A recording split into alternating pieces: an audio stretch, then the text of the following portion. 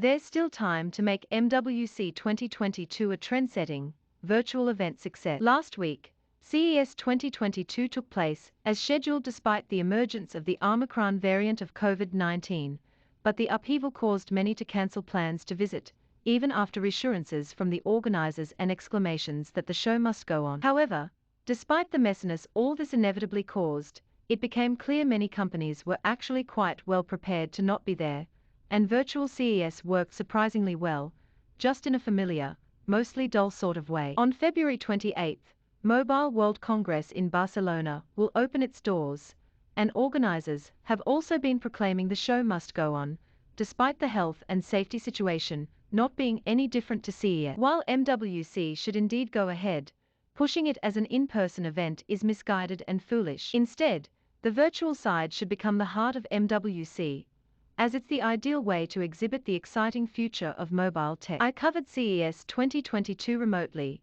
and despite the last-minute pivot to online rather than in-person meetings for many firms, everything went smoothly. I interviewed executives, saw product demos, and chatted with people I usually only see at CES. Some companies sent products for review ahead of the show, and most were keen to talk in detail about the ones coming in the near future that I couldn't try myself. At no point did I really think I needed to be in Las Vegas. Because big-name companies bowed out, and others like Samsung and OnePlus didn't really present an actual new product at the show itself, it didn't appear I missed much. Certainly, judging by the images shared on Twitter about the sparsely attended press conferences and empty halls, it wasn't teeming with life on the show floor, which the media traditionally scours for new products and interesting stories. Obviously, none of the social aspects of CES was possible for me, but from what I understand not much happened in this respect anyway. When you take the socializing away, all trade shows become only about work,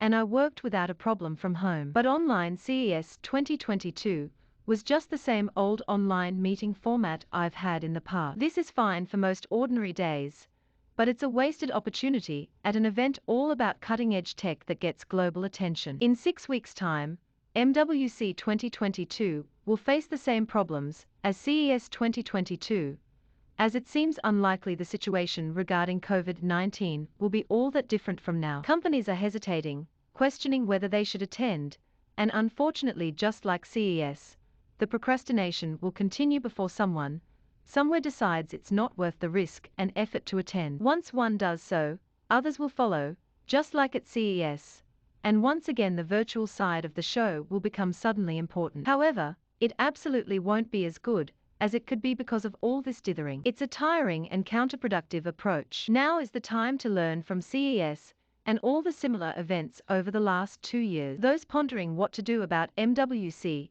should set the trend and plan for a small in-person contingent if it's warranted, and alongside it organize engrossing and informative online event. Delaying because no one knows what to do for the best is a waste of time, so instead of waiting for the dominoes to start to fall, don't take part in the game in the first place. The industry should be proactive rather than furtively looking at everyone else to make the first move. It'll make for a better show. It'll ensure we as the media can present new products knowledgeably and informatively, and mean exciting innovations get the attention they deserve. Plus, done right, MWC would really be all about mobile innovation. Taking the decision to equally prioritize the online aspect of MWC is only the start. It needs to be an event in itself. Mobile World Congress is all about, you've guessed it, mobile technology. So why not use it? It's hardly a leap to expect plenty of exciting communication tech at MWC, whether it's advancements in audio and video, a new front camera on a phone, a VR meeting space, or 5G. So why not actually demonstrate it? At CES it was proven the basics are all in place, but MWC can do better.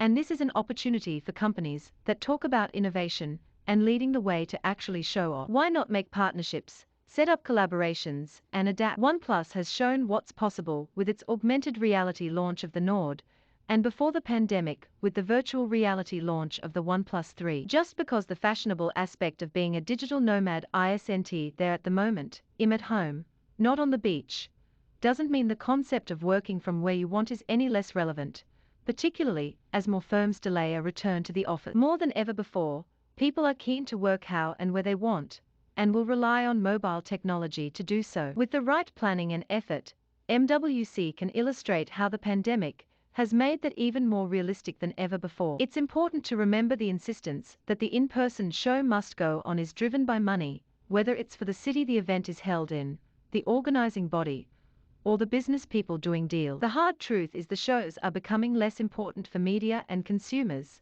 as I discovered by not being at CES 2022. Forward-thinking organizations know this, but others obstinately cling to the past and profits over innovation. Evidence that the mobile and technology industry are behind the times came when gaming trade show E3 announced in January it would be an online and not an in-person event this year, and it doesn't take place until June. The decision has taken the pressure off companies and would-be attendees, gives them months to prepare, and will almost certainly result in a better, more coherent show. Yet I worry the mobile industry is stumbling headfirst into February with a vague plan, which seems to involve wondering what everyone else will do, going along with it until nerves break, and then having to change tack at the last minute. Don't do this. Why not decide now to make the inevitable virtual shows as good as they can be, demo mobile tech in an innovative, exciting, and relevant way, and not just wait around until being forced to do so. I want to see the mobile industry take the initiative